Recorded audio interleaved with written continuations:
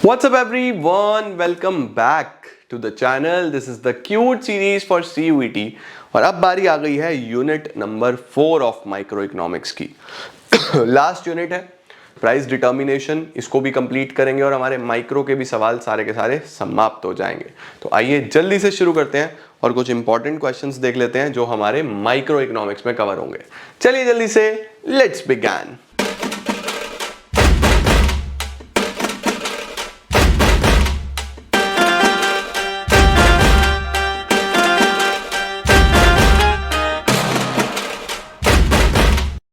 चलो यार जल्दी जल्दी से शुरू करते हैं हम लोग। परफेक्ट कंपटीशन है और कुछ छोटी छोटी चीजें हैं, आ जाओ करते चलते हैं। Demand curve of a perfectly competitive market form is a horizontal straight line parallel to X axis. बोल रहा है demand curve horizontal straight line parallel to X axis होता है परफेक्ट कंपटीशन में। यस 100%। क्यों? क्योंकि selling cost are zero. Selling cost zero होती है लेकिन इसका मतलब ये नहीं है।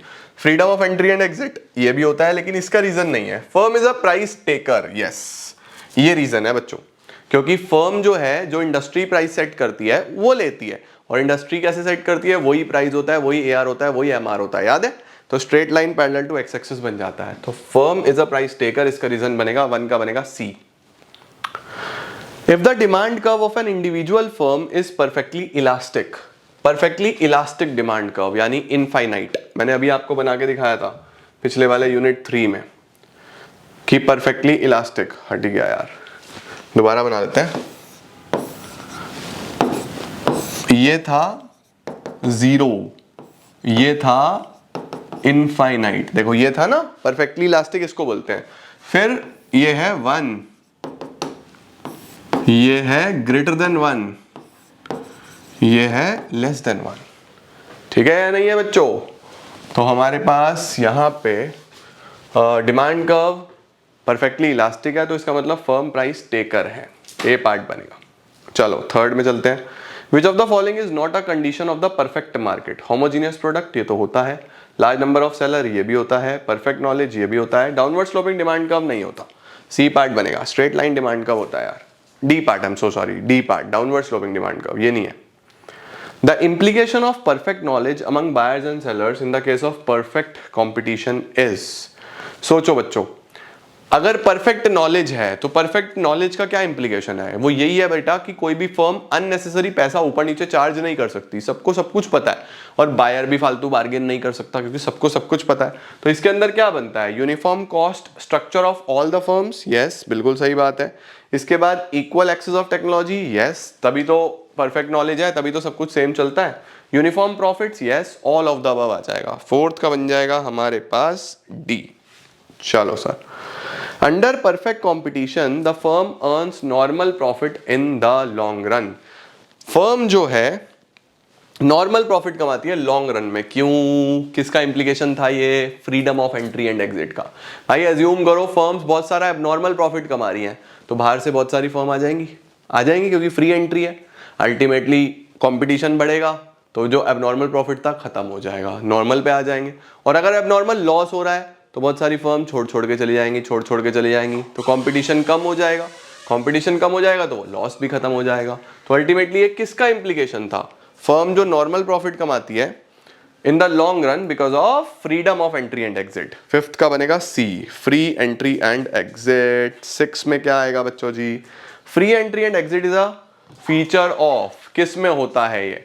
परफेक्ट में, प्योर में, दोनों में या नन में? बच्चों दोनों में होता है, परफेक्ट में भी और प्योर कंपटीशन में भी। प्योर कंपटीशन में बस शुरू के 3 फीचर होते हैं परफेक्ट वाले।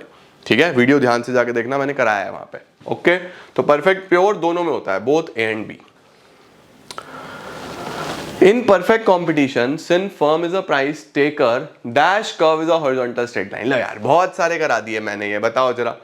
एमसी का कर्व होता है, टोटल कॉस्ट का कर्व होता है, टोटल रेवेन्यू का कर्व होता है, या मार्जिनल रेवेन्यू का कर्व होता है? सोचो बेटा। प्राइस, एआर, एमआर आएगा वहां पे। ठीक है, डी पार्ट।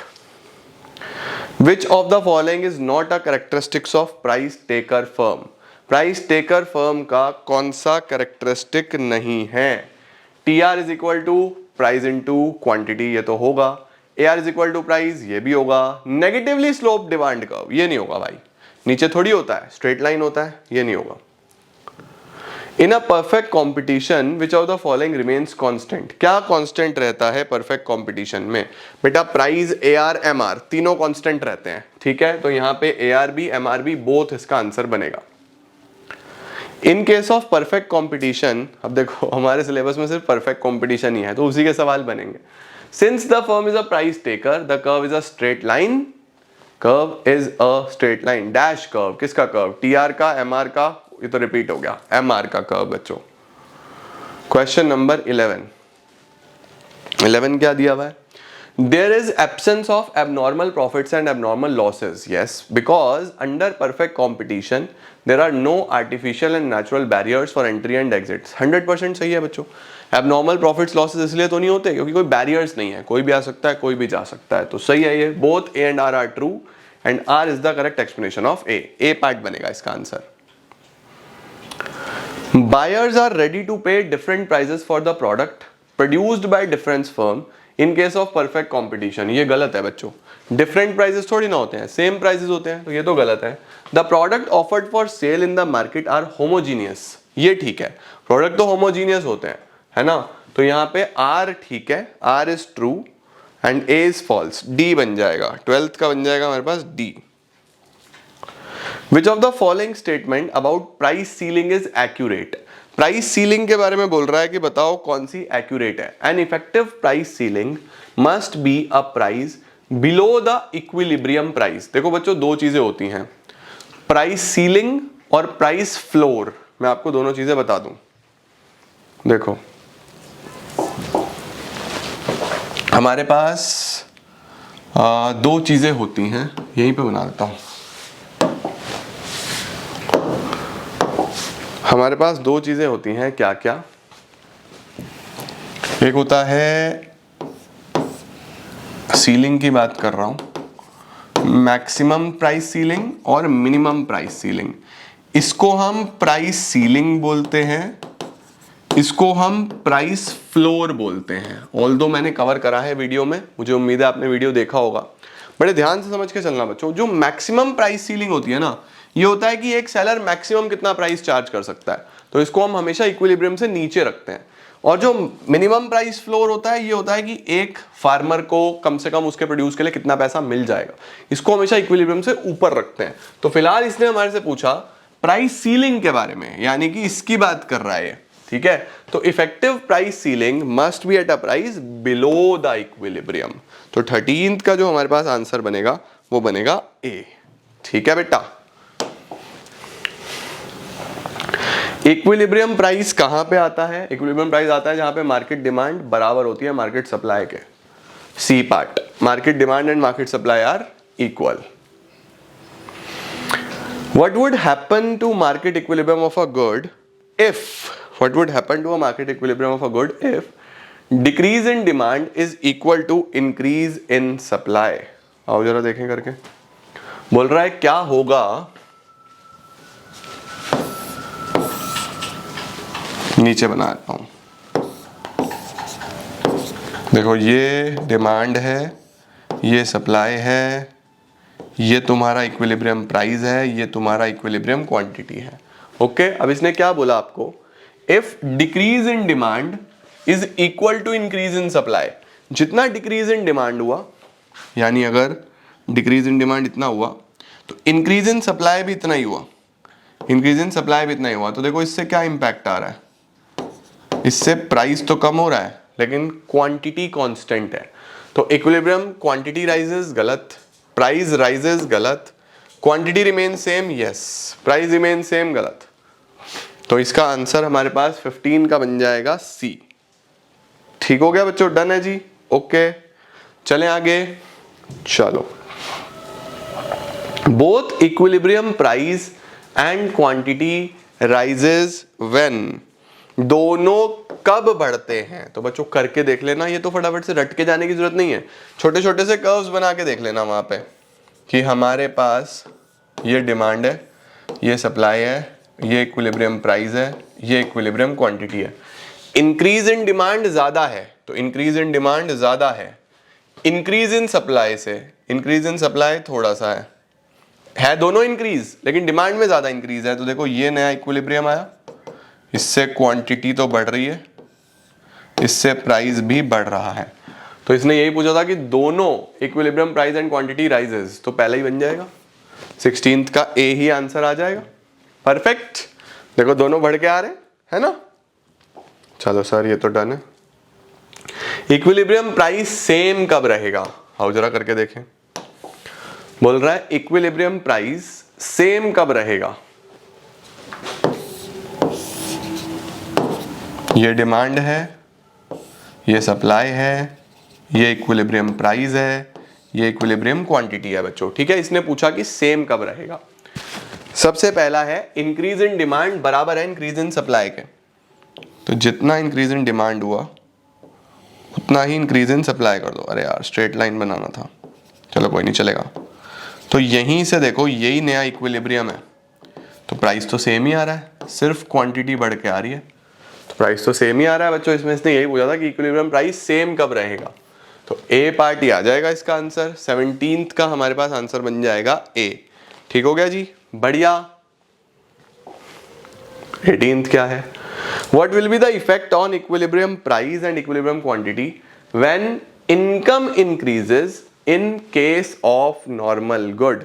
अब यहां पे सोच के चलना बच्चों कि यहां पे क्या होने वाला है कि अगर इनकम बढ़ जाती है और वो एक नॉर्मल गुड है, तो इनकम बढ़ने से क्या इंपैक्ट आएगा इक्विलिब्रियम प्राइस और इक्विलिब्रियम क्वांटिटी पे। बच्चों इनकम बढ़ने से एक नॉर्मल गुड की डिमांड बढ़ेगी। इनकम बढ़ने से क्या होगा, एक नॉर्मल गुड की डिमांड बढ़ जाएगी। देखो हमारे पास ये डिमांड है, ये सप्लाई है, ये इक्विलिब्रियम प्राइस है, इक्विलिब्रियम क्वांटिटी है। अब अगर इनकम बढ़ती है और नॉर्मल गुड है तो सिर्फ डिमांड बढ़ के आएगी। डिमांड अगर बढ़ के आएगी तो ये नया इक्विलिब्रियम आ जाएगा। इससे क्या इंपैक्ट आएगा, what will the effect on equilibrium price and equilibrium quantity, क्या इंपैक्ट आने वाला है। तो हम लोग बोलेंगे कि भैया प्राइस भी बढ़ के आएगा और क्वांटिटी भी बढ़ के आएगी। तो both equilibrium price and quantity rises. इसका आंसर बन जाता है 18th का हमारे पास बी। ठीक हो गया बच्चों, perfect. How does cost saving technology affect equilibrium price and equilibrium quantity? तो देखो बच्चों सोचो, अगर कॉस्ट सेविंग टेक्नोलॉजी है, कॉस्ट सेविंग टेक्नोलॉजी है, तो उससे क्या होगा, उससे अल्टीमेटली प्राइस पे क्या इंपैक्ट आएगा और क्वांटिटी पे क्या इंपैक्ट आएगा, ये आपसे पूछ रहा है सीधा सीधा सा। तो इस पे देखो सीधी सीधी सी बात है बच्चों कि अगर कॉस्ट सेविंग टेक्नोलॉजी होगा तो लोगों की डिमांड ज्यादा आएगी, लेकिन कॉस्ट सेविंग है तो प्राइस कम होगा। देखो कॉमन सेंस की बात है कि अगर पैसा खर्चा कम हो रहा है तो प्राइस कम होगा मार्केट में, प्राइस कम होगा तो लोग सामान ज्यादा लेंगे, तो इससे क्या होगा, प्राइस तो कम होगा लेकिन डिमांड बढ़ेगा। तो equilibrium price will fall and quantity will fall, ये गलत है। Price will fall quantity will rise, yes, B part इसका आंसर बन जाएगा 19 का बी। उसके बाद बोल रहा है इक्विलिब्रियम प्राइस फॉल होगा और क्वांटिटी राइज होगा कब। अब ये तुम्हारा होमवर्क है, तुम खुद करके देखना, मुझे कमेंट सेक्शन में बताना। मैंने बहुत सारे करा दिए, अब ये तुम बताओ मुझे कमेंट सेक्शन में कि कब, क्या इनमें से क्या चेंज होने से प्राइस फॉल हो रहा है और क्वांटिटी राइज हो रहा है। ठीक है, चलो। इंडिविजुअल डिमांड फंक्शन दिया हुआ है, इंडिविजुअल सप्लाई फंक्शन दिया हुआ है। ठीक है जी, हाँ। Px stands for price, Dx and Sx respectively stands for quantity demanded and quantity supplied. There are 4000 consumers and 1000 firms. तो इक्विलिब्रियम प्राइस कितना होने वाला है, इसको बच्चों सॉल्व कर लेते हैं। ठीक है, थोड़ा सा सॉल्विंग कर लेते हैं, हो जाएगा हमारा काम। देखो बच्चों इक्विलिब्रियम प्राइस निकालना है। अब इक्विलिब्रियम कहाँ पे होता है, जहां पे डिमांड और सप्लाई बराबर होते हैं ना, मार्केट डिमांड बराबर मार्केट सप्लाई है। अब एक इंडिविजुअल तो ये है भाई, जो डिमांड इंडिविजुअल की है वो 10 - 2px है और इंडिविजुअल सप्लाई कितना है 10 + 2px। एक काम करते हैं, हम लोग इसको मार्केट में कन्वर्ट करते हैं। पहले कस्टमर कितने हैं, 4000 कंज्यूमर्स हैं, तो डिमांड ऑफ 4000 कंज्यूमर्स निकालने के लिए 10 - 2px को 4000 से मल्टीप्लाई कर दो। ऐसी सप्लायर कितने हैं, 1000 फर्म्स हैं, 1000 से इधर मल्टीप्लाई कर दो, करो जरा, 40,000 माइनस 8000 px, ये आ गया, और इधर 10,000 प्लस 2000 px आ गया, नहीं आ गया। अब इक्विलिब्रियम कहां पे होता है, जहां पे डिमांड सप्लाई बराबर होता है, इनको बराबर रख दो, 40,000 minus 8000 px is equal to 10,000 plus 2000 px, इसको इधर ले आओ, इसको उधर ले जाओ, तो 30,000 इज इक्वल टू 8 और 2 10, 10,000 px, ये बच्चों इधर आके माइनस और ये इधर आके प्लस, ठीक है। तो px निकल गया 30,000 अपॉन 10,000, 3 आंसर है, 3 आंसर है, 3 इज द आंसर, ठीक है। तो 21 का बनेगा C, 3 इज द आंसर, ठीक हो गया जी, परफेक्ट सर। आओ आगे चलें। Which of the following situation does not lead to increase in equilibrium price? किससे equilibrium price नहीं चेंज होगा? देखो आओ जरा करके देखें, जल्दी जल्दी से करके देखते हैं, किससे equilibrium price नहीं चेंज होगा। ये डिमांड है, ये सप्लाई है, ये इक्विलिब्रियम है। Increase in demand without a change in supply, अगर डिमांड बढ़ जाएगा तो of course equilibrium price change होगा। Decrease in supply accompanied by equal increase in demand, decrease in supply increase in demand, इससे हो सकता है। डिक्रीज इन सप्लाई, जितना डिक्रीज इन सप्लाई है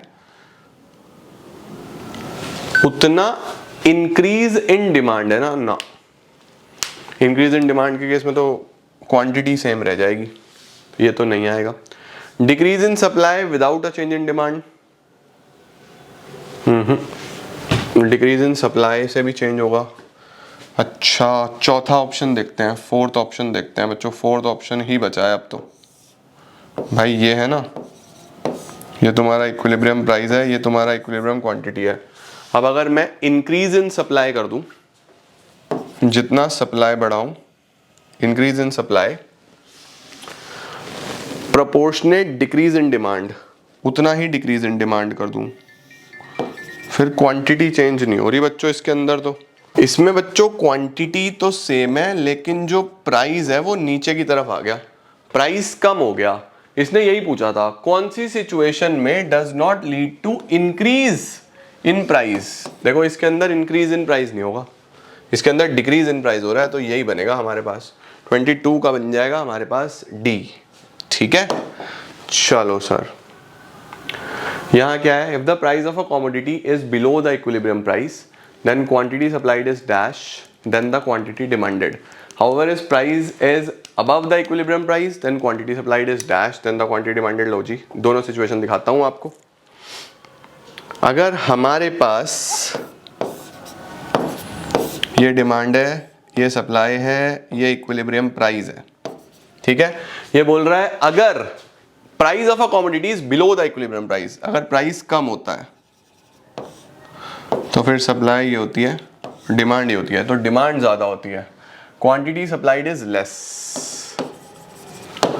ठीक है। और यहां पे बनेगा क्वांटिटी सप्लाइड इज मोर, ये इसका उल्टा हो जाएगा बस, ठीक है। जब प्राइस ऊपर कर दोगे तो फिर क्वांटिटी सप्लाइड ज्यादा आएगा, तो 23 का हमारे पास बन जाता है बच्चों जी ए, ठीक है जी। चलो भाई 24 पे चलते हैं और 25 पे चलते हैं। क्या है सर 24? मैक्सिमम प्राइस सीलिंग से क्या होगा? मैक्सिमम प्राइस सीलिंग पता है ना, मैक्सिमम प्राइस सीलिंग पता है, कितना मैक्सिमम चार्ज कर सकते हैं। ये डिमांड है, ये सप्लाई है, ये इक्विलिब्रियम है, इक्विलिब्रियम प्राइस है, इक्विलिब्रियम क्वांटिटी है, ऐसा है। मैक्सिमम प्राइस सीलिंग क्या होती है? वो सीलिंग जो आप मैक्सिमम चार्ज कर सकते हो, इक्विलिब्रियम से नीचे होता है, अभी पीछे पढ़वाया था। इस केस में सप्लाई इतना रह जाएगा, डिमांड ज़्यादा हो जाएगा, इसको हम एक्सेस डिमांड बोलते हैं। तो एक्सेस डिमांड 24 का बन जाएगा ए एक्सेस डिमांड, डिमांड ज्यादा है। Price floor is the price fix by the government which is, बताओ जी, प्राइस फ्लोर इक्वल होता है, बिलो होता है, अबव होता है? बच्चों ये हमेशा अबव रखा जाता है। प्राइस फ्लोर हमारे पास गवर्नमेंट फिक्स करती है कि मिनिमम इतना मिलना चाहिए, इसको हमेशा अबव द इक्विलिब्रियम हम लोग रख के चलते हैं। तो आई होप बेटा जी आप लोग को सारे ही क्वेश्चंस मेजॉरिटी कर्व्स पे पूछ रहा है, कहाँ इक्विलिब्रियम चेंज होगा, कहाँ प्राइस चेंज होगा, प्राइस सीलिंग क्या है, प्राइस फ्लोर क्या है, और उधर तो परफेक्ट कंपटीशन। तो बहुत इजी सिंपल यूनिट है, अगर तुमने तरीके से पढ़ा तो सबसे स्कोरिंग माइक्रो ही होने वाला है तुम्हारे लिए। तो इसी के साथ बच्चों हमारा unit 1, unit 2, unit 3, unit 4 complete हो जाता है एंड सारे ही क्वेश्चंस भी आपने अच्छे तरीके से लगा लिए। कल मिलते हैं, कुछ और नई चीजें करेंगे। जो भी बचा है आपका हमारा माइक्रो मैक्रो बिजनेस स्टडीज ये खत्म है, अकाउंट्स भी मेजॉरिटी खत्म है, कुछ छूटर पुटर एक आधा चैप्टर बचा है तो वो भी हम कल कर लेंगे समाप्त, और जो कुछ एडिशनल टॉपिक्स इकोनॉमिक्स में ऐड हुए हैं फिर वो तुमको कराता हूं। ठीक है, अभी के लिए इतना ही। Thank you so much, keep growing, keep glowing and keep smiling.